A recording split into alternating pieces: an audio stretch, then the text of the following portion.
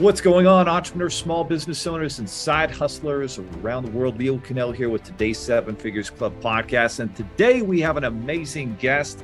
This gentleman's name is Jason Bradshaw. And no, he's not from Beaver, Utah, where I'm from. He is actually from down under, and he is a guru when it comes to customer experience, CEO and co-founder of Bradshaw, which is Bradshaw, Koh Co. I guess that's what it is, right? Bradshaw, Koh Co, which is a global strategic advisor to C-suite executives and startup entrepreneurs. He's a keynote speaker on experience management, customer and employee experience, which is just as important if you want to have a great culture and a great team, digital experience, and leading through crisis, which we may have seen a few crises the last 2 years. So we'll probably ask Jason some different points of view and perspective that he can give on that. He's led big change to some of the most recognizable brands like Target, Fairfax, and Volkswagen, just to name a few. And of course, he's focused on delivering customer-centric growth and phenomenal service, including over 200% increases in lead gen, $36 million in e-commerce sales.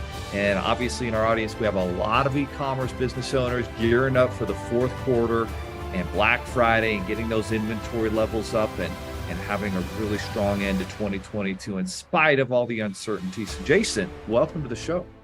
There are over 32 million businesses in the US, and over 90% of them will never break seven figures in annual sales. So how do we as entrepreneurs or aspiring entrepreneurs break into that seven figures club?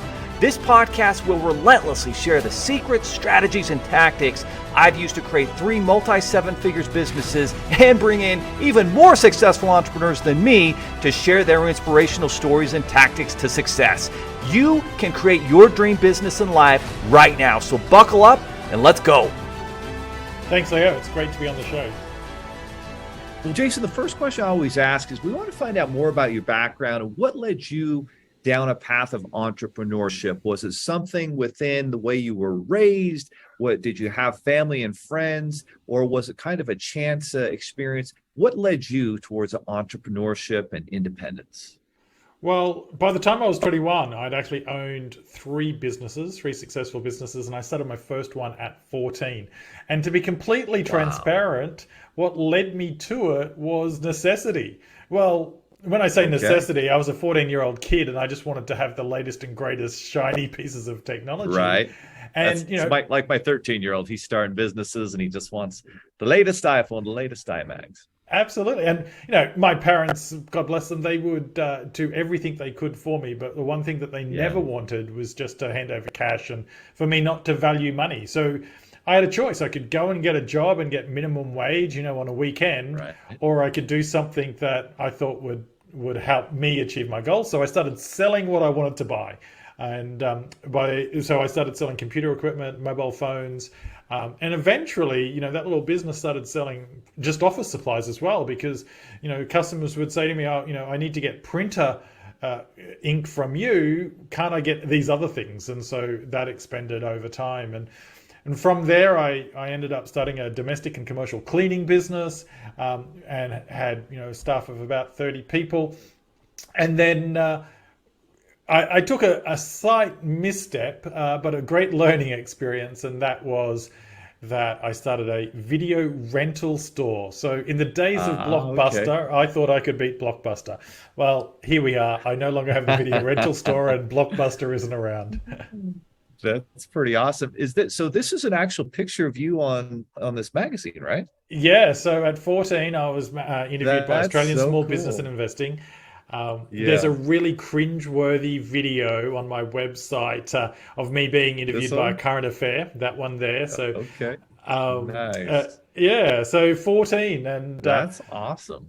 And what I would say is that I didn't change the world. I wasn't Bill Gates at 14, but the tenacity that I learnt at 14 is what has carried me through in everything I've ever done. It was so easy for people to have ideas, but it's hard to have the tenacity to push through when it gets difficult and actually make that dream come true. No question. And everybody thinks they have this magical idea and they better protect it. But ideas, as Gary Vaynerchuk said, are many, but execution is rare. And that's clearly what separates successful entrepreneurs from those who are not successful. So, Jason, obviously that's kind of an amazing story of entrepreneurship from a young age there. And then what led you towards, your current ventures where you've been really focused? When did you first realize how important, a customer's experience and defining that? Because for years, most people thought, you've got sales, you've got marketing, you've got a product, a quality product, and yet people can buy, certainly if there's a product that have been commoditized, but if somebody gives a much better experience, for example, looking at Uber versus the regular taxi, that is a completely different customer experience.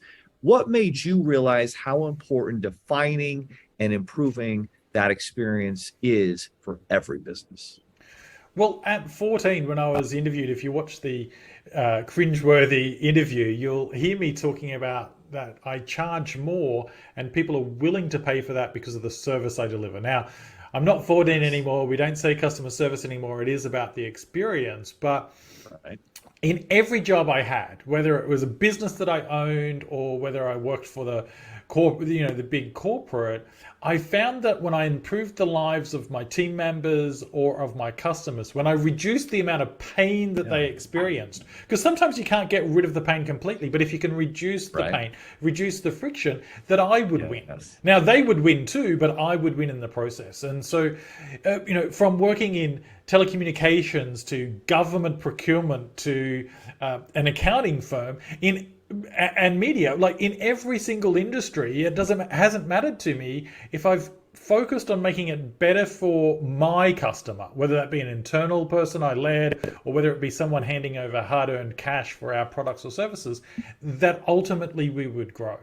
And so, over a number of decades and 7 different industries, I've tried to always ensure that no matter what my job title was, no matter what the business was, that we improved the lives of the people that we served. And in doing so, phenomenal results. Launched a new e-commerce platform in 14 days that in the first 9 months did $36 million in business. Now, $36 million in the first 9 months. Yeah, and continues to tick on. So, and that wasn't because it was the best best technology product platform. It wasn't because the products were being sold cheaper than anyone else. It was because it was delivered in a way that made it easy for the customer to achieve what they wanted to achieve. The outcome. I feel like we could kind of define a couple different experiences for clients, right? We have, let's talk the first about a service-based business giving a service-based, client experience. Maybe it's an in-person, and then also address, the electronic, the digital experience of working on a platform like that. But if you're in a service-based business and you're listening to us right now and you're trying to figure out, oh my goodness, I'm trying to get into the 7 figures club. Only 5% of business owners, make $1 million a year in their business. And I'm starting to get my marketing, my sales down. I've got a decent product, but I haven't even considered what my customer experience is. And as a service-based business owner, how I can provide that. Where is a good place to start for a service-based business owner to start documenting what that customer experience should look like?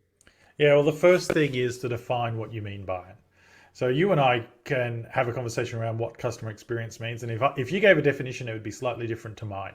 And it also depends on where you're at in your business stage, right? So the first I would say is, how do we define customer experience? But beyond that, what do we promise to our customers? So if we promise to do X or to provide Y, how are we going to provide it? And then measure how we deliver upon it. So, the thing that holds back most businesses from being famous in their eyes of their customers is consistency. If you said that, I'm going to give you the best coverage in your cell service, in your mobile service of any network in the world, and then that actually wasn't delivered on, what would customers do? They would go somewhere else, right? So if you define the promise, you can then measure how you deliver on that, and you can get really consistent on delivering on that promise. So, and it doesn't have to be a big promise. FedEx, absolutely guaranteed for it to be there overnight. If you want it to be there overnight, FedEx it. Everyone in the company knows that their number one job is to make sure that package gets there overnight, right? And the more consistent they are at meeting that promise, the more people trust them and the more people just automatically give them business. So that's interesting. So what you did there was you kind of define, you as the business owner kind of get to define what matters to your client based off of what your unique competitive advantage is. And so you gave the example of FedEx, it's got to be overnight, or whatever your example, whatever it is you stand for and that sets you apart, you have to deliver on it. So that's a great place to start, is delivering on the promise that you make. And so that starts with the sales process. What is the offer you're making to the customer? And then how are you following through with that? Where would you define onboarding, in that process of customer experience and ways to improve the onboarding? Yeah. So what is it that you're trying to achieve for the customer, or help the customer achieve? That's the real question here. What solution or problem are you promising to solve for the customer? And then that onboarding experience should be the fast track to getting to the solution. It not only should be the fast track for the customer to get to the solution, but it should be the fast track for the organization to truly build a relationship with the customer so that you can add value. One of the things that a lot of organizations focus on is that transaction of selling the service or selling the widget, whether it be a virtual product or a physical product. But what they don't focus on is what happens after that. So, what happens after selling a product is you have an opportunity to create a relationship. And the better you create that relationship, which you start through onboarding, the more opportunities you have to create value and to create new opportunities to sell to that customer again. No question. Could you give us an example of, maybe one of the companies you worked with, or just an example of where you feel like a really powerful onboarding, experience was presented and really led to the customer coming back, right? Because hopefully you're in a business where, your customer can come back to you because like you said, you built that relationship. So what's an example, kind of a case study, if you will, that you can think of and share with the audience of, boy, these guys are doing it right, or even one that you did yourself, where people had that great experience and then they came back again and again because of that first experience? Yeah, so let me talk about an experience that I'd led when I was with Volkswagen Group. When you buy a car, many people think you're one and done. You're not going to buy a new car every year, or most people aren't going to buy a new car every year. So in the view of the sales agent, it's I deliver the car and I move on with life. And then many dealerships would be like, oh, hopefully they'll come back in 12 months' time. But what happens to that customer when they drive off the lot? Well, the first thing that happens is that, the first day they've hopefully got a lot of joy. They've got this new shiny toy and what have you. They've probably got 100 things going on in their minds around how you use certain features, but they weren't really listening because they just wanted to get behind the wheel and drive.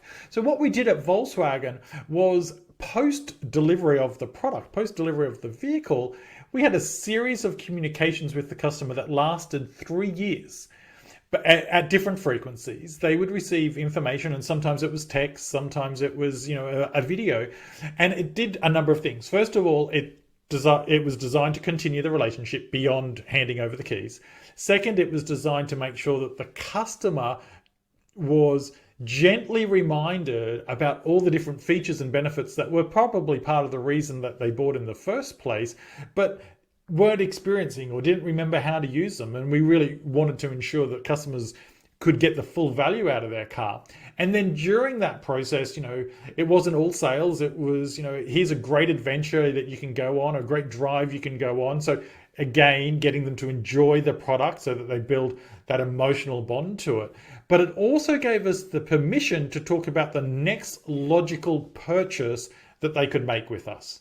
So the next logical purchase would be either accessories, if it was a vehicle for off-roading, or the annual service. And how can I take away that pain of that annual service is to sell you a 3-year or a 5-year service plan. And so by creating this value exchange where we delivered value first, it gave us permission to introduce new sales opportunities and grew the sales of prepaid servicing substantially. Now, most people think that the profit comes from selling the car. The reality is the most profit comes from the accessories and the servicing. So post The delivery, upsell guys, the yeah. upsell always has more profits in it.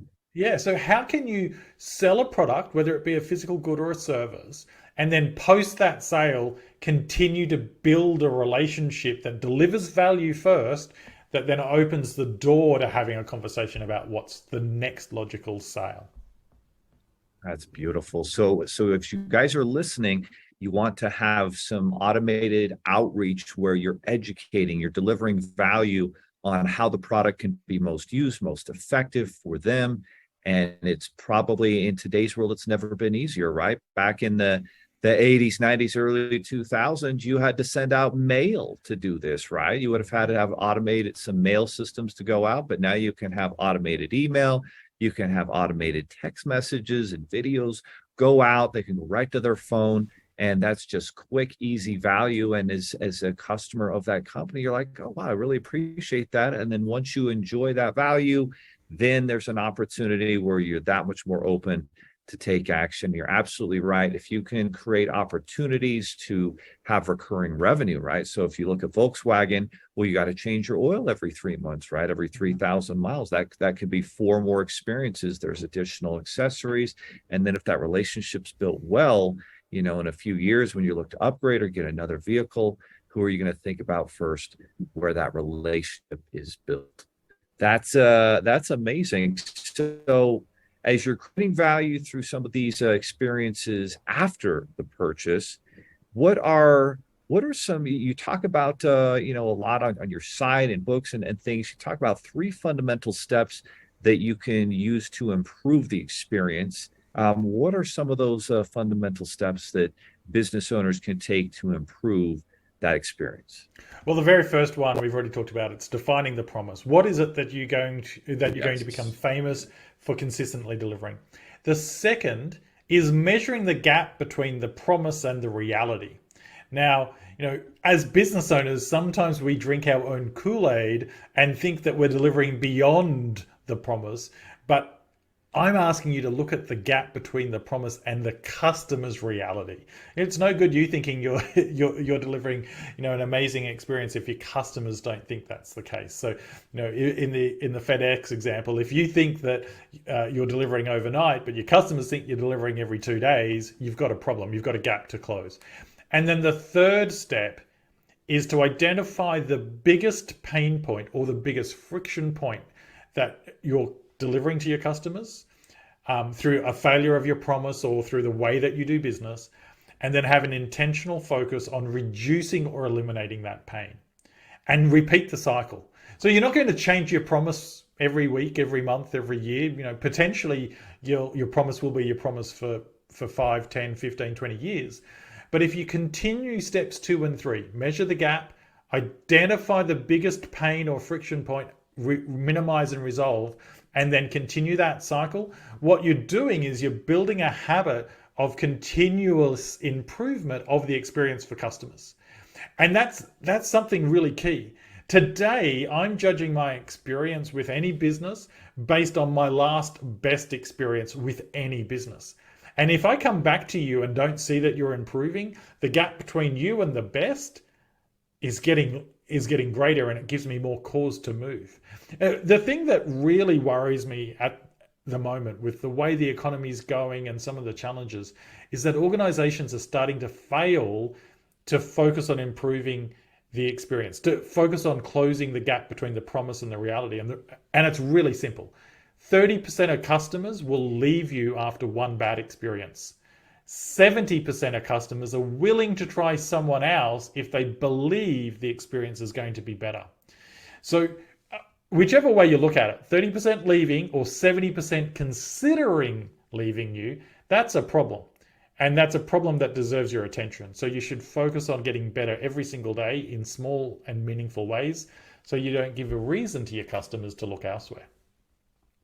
Exactly right. Talk to us, if you could, about a digital experience, right? Let's say maybe we look at the example of you've got this e-commerce platform, and my goodness, if you're going to have a new e-commerce platform that generates $36 million in the first 9 months, which is just incredible for a startup, what were some of the keys to having that digital user experience friendly, over delivering in value? And for everybody who, and I'm asking for myself too, because we are launching a financial app at myfigures.com to help entrepreneurs manage their money better.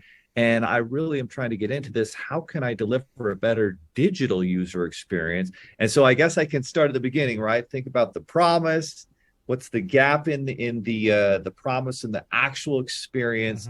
And then, where can we make those improvements? But what else would you go beyond there in terms of digital? Because digital is completely different, right? You don't have maybe a human being holding your hand, guiding you through the process nearly as much. And so there's, I'm sure, different things that you got to take into account there. So the easiest way to answer that question is to provide an example everyone is familiar with, and that's Amazon. Okay, perfect. What did Amazon do? Amazon reduced the amount of steps it took for you to buy something. Now, yes, they're selling physical products, but the lesson's true, right? In Amazon, you can press one click called Buy Now, and whatever that product is, it's shipped before you have regret, right? It's turned up before you've even remembered that you've ordered it. So in a digital world, the first thing I would say is simplify the process. Have as few steps as possible between making the decision to buy the product and actually buying the product. The second thing comes back to a cliche from our sales days. Shut up. Once the sale's made, shut up. Stop trying to sell, right? So don't try to sell the farm to someone you don't have a relationship with. Reduce the barrier to entry. Make it really simple and no-brainer for the customer to commit, whether it be $9 or $99 or, depending on your audience, it could be hundreds of dollars, right? But what is the lowest possible entry to your world in terms of a financial commitment? Get them to make that decision really quickly. And when I say make that decision, it's the credit card down and the buy now button completed, the purchase now button completed. And then after that process, build that relationship that lets you upsell and continue the relationship. Because the $1 million sale, yes, you can spend 6 months to get the $1 million sale and you'll feel good about it. But you know what also feels good? Getting $1,009.99 sales that you can then upsell. That's what I'm all about. That's my goal. Yeah. And it comes down to value. Deliver some value, make it really simple to buy, and then continue to deliver value. People spend more money with you when they like, know, and trust you. And we spend so much time in our businesses making it hard for people to start to like, know, and trust us. So make it really simple for them to start that journey. So the next progression here is we've talked a lot about the user, the customer, the client experience. Now, for those of us, who have teams, and every entrepreneur is building a team and hopefully trying to build a culture with values and principles, how do you start to become much more aware? Because again, we have this gap as the business owner thinking, oh, I'm delivering, I've got a great culture and my team loves me. But in reality, maybe we're not quite there. And maybe our team's frustrated with us as a manager. And so how can you, give that great employee experience, and where are some places to start with that? Yeah, well, it starts with the promise. What are you going to promise to your employees?